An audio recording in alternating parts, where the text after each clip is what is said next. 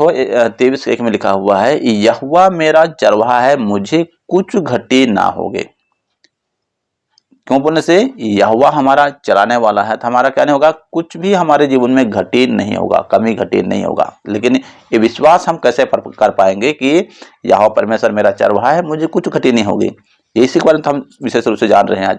हमारा विश्वास कैसे हो पाएगा इसमें कि ये आशीष हमारे जीवन में कैसे आएगा कि वो हमारा चरवाहा है, हमें कुछ भी घटी होने नहीं देगा। ये तो विश्वास हम करने पाएंगे। इसी कारण तो वचन को हमको सुनना चाहिए कि वचन सुनते जाएंगे, वचन का भेद हमारे जीवन में आते जाएगा, तब वो वचन हमारे जीवन में आएगा। हम बोलने से नहीं होगा कि यहोवा पर मेरा चरवाहा है, अब मुझे कुछ घटी नहीं होगी। इसके लिए हमको कुछ काम करना पड़ेगा। यहोवा परमेश्वर के वचन के अनुसार हमको सबसे पहले चलना है। इस कारण बोलते हैं यहाँ पवित्र पवित्र बनना है। इस कारण यहाँ परमेश्वर बोलता है, यहाँ पे पहला पत्रस का 1:15 में बोलता है, पर जैसा तुम्हारा बुलाने वाला पवित्र है, वैसे ही तुम भी अपने सारी चाल चलन में पवित्र बनो, क्योंकि लिखा है, पवित्र बनो क्योंकि मैं पवित्र हूँ। क्यों हमको कुछ काम करने पड़ेगा भाई, उसका यहोवा चरवाहा हमारा है बोल करके।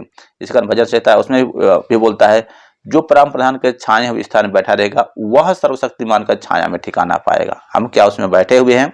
यदि बैठे हुए हैं तो ये हम अंगीकार करेंगे कि यहोवा मेरा चरवाहा है, कुछ घटी नहीं होगी। वह मुझे हरी हरी चराइयों में बिठाता है, वह सुखदायक जल के झरने के पास ले चलता है, वह मेरे जी में जी ले आता है, और धर्म के मार्ग के निमित्त अपनी मेरी अगुवाई करता है। वो हमारा अगुवाई करेगा। वचन हम में चलेंगे तो वो हमारा वचन अगुवाई करेगा भाई। आप सर इसका वचन बोलता है कि तुम मेरे वचन में बने रहो तो मेरा वचन तुम में बना रहेगा। तब बोलता है, तब जो भी तुम मांगोगे वो तुम्हारे लिए हो जाएगा, जो भी तुम अंगीकार करोगे वो हमारा हो जाएगा। और दूसरा बात हम देखेंगे, पहला तो हम देखें पवित्रता, दूसरा हम वचन के अनुसार चलना चाहिए। उसको हम देखें, हम वचन कैसे सुनना चाहिए। वचन को उसके बाद सुनेंगे बस नहीं, जब जो वचन हम बोले, यदि हम पवित्रता के बारे में सुने तो हम पवित्र जीवन जीना चाहिए। यदि हम बोले कि हमारा मुख से कुछ ऐसे बात नहीं निकलना चाहिए, छल की बात नहीं निकलना चाहिए, उस बातों को सुन लेना है। और हमारे मुख से क्या निकलना चाहिए? छल कपट की बात नहीं निकलना चाहिए। वहां पे लिखा हुआ है भजन संहिता 23 में लिखा हुआ है, यदि तू दीर्घायु चाहता है ताकि भलाई देखे, तो अपने मुंह को बुराई से रोक रख, और अपने मुंह की जीभ की चौकसी करके उसमें छल की बातें ना निकले। ये छोटा छोटा बात है, लेकिन छोटे बातों में ही बड़ा आशीष है। यदि आप मेरे इस चैनल से आशीष पा रहे हैं तो मेरे इस चैनल को सब्सक्राइब, लाइक और शेयर करें, और नोटिफिकेशन बेल को ऑन कर दें, ताकि अगला जो भी वीडियो आपके लिए डाला जाएगा वो सबसे पहले आप तक पहुंच सके और आप उससे आशीष प्राप्त कर सके। सबको जय मसीह। जब हम इससे हम जान लेंगे कि हम परमेश्वर के वचन में बने हुए हैं कि नहीं बने हुए हैं। और विशेष रूप से बोलने से आज का दिन, पवित्र दिन को वो मानना। इसी कारण यहाँ लिखा है, इसी कारण तू सुखी होगा। कब? यदि हम परमेश्वर के वचन को मान करके हर दिन उसको विश्राम दिन को, आनंद का दिन है, उसका पवित्र किया हुआ दिन है बोल करके मान करके यदि उसके पास आते हैं, तो यह परमेश्वर बोलता है तो तू आशीष को प्राप्त करेगा। इसी कारण तो वहां पर लिखा हुआ है, यदि हम देखो परमेश्वर के वचन के अनुसार चल रहे हैं तो हमारे जिंदगी में कुछ भी आए तब भी हम उसको हानि से नहीं डरेंगे, क्योंकि यहाँ परमेश्वर बोलता है मत डर, मैं तेरे साथ हूँ। क्योंकि पवित्र बाइबल में बोलता है 365 दिन होता है साल भर में, तो 365 बार यहाँ लिखा हुआ है मत डर, मैं तेरे साथ हूँ, मत डर, मेरे साथ हूँ। मतलब ये हमारे जीवन विश्वास कब आएगा कि भाई मत डर बोल दिया मतलब हम नहीं डरेंगे। कब? जब हम विश्वास में चलेंगे, जब हम पवित्रता में चलेंगे, हम वचन के अनुसार चलेंगे, तो वो वचन हमारे जीवन में काम आएगा। हम बोलेंगे, यहाँ परमेश्वर वचन हमारा पवित्र आत्मा स्मरण देगा कि परमेश्वर वचन में लिखा हुआ है मत डर, मैं तेरे साथ हूँ, मत डर, मैं तेरे साथ हूँ। जब भी हम डरने लगेंगे, जब हमारे जीवन में कुछ संकट आएगा या कुछ बीमारी आएगा, कुछ तकलीफ आएगा, कुछ परेशानी आएगा, चिंता आएगा, यहाँ परमेश्वर वचन याद आएगा, मत डर, मैं तेरे साथ हूँ, मत डर, मैं तेरे साथ हूँ। कब? जब हम वचन के अनुसार चलेंगे, जब हम पवित्रता के साथ चलेंगे, तब जब हमारे जीवन में कुछ कमी घटी, यहाँ लिखा है। दूसरा बात लिखा है, यह मेरा चरवाहा है, मुझे कुछ घटी नहीं होगी। क्या चीज घटी नहीं होगी? धन दौलत की घटी नहीं होगी। तो धन दौलत की घटी कब नहीं होगा बोलने से, वहां पवित्र शास्त्र बोलता है कब हमको घटी नहीं होगा, जब हम यहोवा परमेश्वर के लिए, पवित्र बाइबल में ऐसे लिखा हुआ है कि हमारी धन दौलत की कमी घटी ना होगा, तो उसके लिए कोई हम अच्छा प्रार्थना करेंगे तो कमी घटी नहीं होगा, ऐसा लिखा हुआ है? नहीं लिखा हुआ है। वहां बोलता है जो तू बोएगा वो तू काटेगा।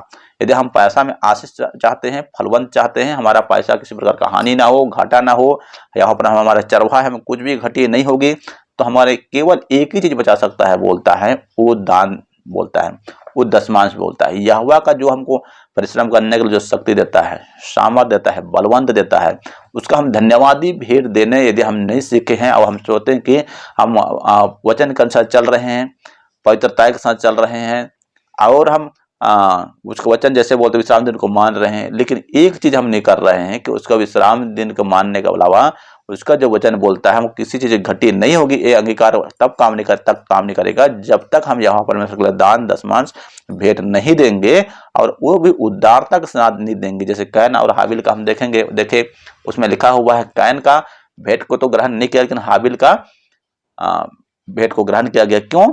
वो उदारता के साथ देने वाला दिया है। वो जो हाबिल है वो अपने भेड़ बकरी के उत्तम चीजों को देने वाला भेद, जैसे हम दान दशमांश किसको देते हैं? उत्तम चीज को, जो यहोवा परमेश्वर हमको दिया तो सबसे पहला फल को यहोवा परमेश्वर देते हैं। ऐसा यदि हम आदत बना करके यदि हम चल रहे हैं तो सचमुच है कि आज हमारे जीवन में कमी घटी होगा, आने वाला दिनों में वो तुझे पृथ्वी के सब जातियों में श्रेष्ठ करेगा। जहां तू है वो नगर में तुझे श्रेष्ठ कर आशीष करेगा, सबसे उत्तम बनाएगा, तुझे पुंज नहीं सिर ही ठहराएगा, ऐसा परमेश्वर का वचन बोलता है। इसी कारण तो लिखा हुआ है वहां कुछ भी कमी घटी नहीं होगी।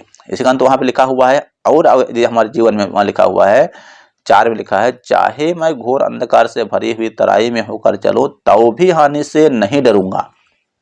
चाहे घोर अंधकार से भरी हुई तराई मतलब कुछ भी हमारे जीवन में ऐसा लग रहा है कि ये अंधकार है, हम अंधकार किसको बोलता है? या तो निराशा को दर्शाता है, या तो इसी कमी घटी को दर्शाता है, या तो इसे किसी प्रकार का परेशानी को दर्शाता है, या तो किसी प्रकार का अकाल के समय को दर्शाता है। हमारे पास कमी घटी हो गया, कुछ ऐसे विषम परिस्थिति आ गया, तब भी तो हानि से नहीं डरेगा। यदि हम उस समय कैसे डरते हैं? सबसे पहले ज्यादा डरते हैं वो बोलने से, हम हानि से डरते हैं। क्या हमारा नुकसान मत हो जाए, क्या हमारा हानि ना हो जाए, क्या हमारा कुछ कमी घटी ना हो जाए, ये हानि से हम डरते हैं। तब यहाँ पर बोलता है तब भी तू हानि से नहीं डरेगा। क्यों? क्योंकि तू मेरे साथ रहता। उस समय भी यहोवा परमेश्वर हमारे साथ साथ रहने वाला परमेश्वर, यदि हम वचन के अनुसार चल रहे हैं तब। और आखिरी में यहाँ पे बोलता है, देखो वहां पे लिखा हुआ है, तू मेरे सताने वालों के सामने मेरे लिए मेज बिछाता है, तू मेरे सिर पर तेल मला है। तेल किसको दर्शाता है? अभिषेक को दर्शाता है। अभिषेक कब मिलता है? जब वचन में हम लंबाए समय चलते जाते हैं। यदि हम वचन में दान वाले में चल रहे हैं तो दान वाला अभिषेक यहोवा परमेश्वर देगा, बोने वाला अभिषेक हमको देगा। यदि हम उपवास में चलेंगे तो उपवास ज्यादा हम करेंगे तो यहोवा परमेश्वर का भेद हमारे जीवन पवित्र आत्मा किसी दर्शन के रूप में, किसी रूप में बताएगा। वो सारी चीजों को हम मानते जाते हैं तो जितना चीज में हम पवित्रता में, इसी कारण बोलते हैं कि जितना वचन में हम चलेंगे उतना ज्यादा अभिषेक हमारे जीवन में आएगा। तो हम ऐसे चलते जाते हैं, अभिषेक हमारे जीवन में बढ़ता है। तो अभिषेक हर जुआ तोड़ डाला जाएगा, लिखा हुआ है, हर बंधन तोड़ डाला जाएगा, वो अभिषेक है। यदि हम इस चीजों से हम अभिषेक प्राप्त कर चुके हैं तब लिखा हुआ है, देखो वहां पे, निश्चय भलाई और करुणा जीवन भर मेरे साथ साथ बने रहेगी। निश्चय लिखा हुआ वहां पे ऐसा नहीं लिखा। कभी कभी यहाँ पर बोलता है सच, मैं सच सच कहता हूं, मतलब वो सच्चा है। इसके बाद बोलते हैं निश्चय लिखा है, निश्चित है कि भलाई और करुणा जीवन भर तेरे साथ साथ रहेगी। कब बोलने से? अभी तक नहीं, जब तक हम इस दुनिया में रहेंगे तब तक उसकी भलाई और करुणा हमारे जीवन भर बने साथ साथ बना रहेगा। और मैं यहोवा के धाम में सर्वदा वास करूंगा। कब हम मसीह जीवन में आखिर तक टिके रहेंगे? जब हमारा विश्वास बढ़ जाएगा, हम अभिषेक में बढ़ेंगे, तब हम बोलते हैं कि तब देखो हमको कुछ मिला तभी हम चर्च आएंगे, ऐसे बात नहीं है। हमको मिले या ना मिले तब भी वो मेरा परमेश्वर, यदि ऐसा हम यदि मान गए तब यहोवा परमेश्वर बोलता है मैं यहोवा के धाम में सर्वदा वास करूंगा। इसी कारण भजन संहिता 34 में यहोवा परमेश्वर बोलता है, मैं हर समय यहोवा को धन्य कहा करूंगा और उसकी स्तुति निरंतर मेरे मुख से होती रहेगी। कब होती रहेगी?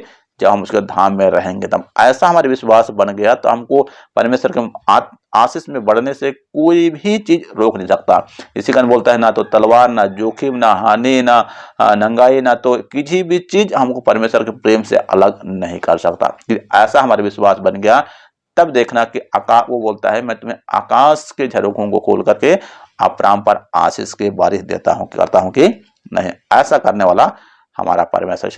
सुंदर वचन के लिए हम परमेश्वर का धन्यवाद करेंगे और सुंदर वचन को सचमुच हमारे जीवन में दिए इस वचन को हम ध्यान से सुनेंगे और वचन के अनुसार चलेंगे तो सचमुच हमारा जीवन परिवर्तन होगा और हम परमेश्वर के आशीष को प्राप्त कर सकते हैं। परमेश्वर छोटे से वचन से हम सबों को अधिक से अधिक आशीष दे।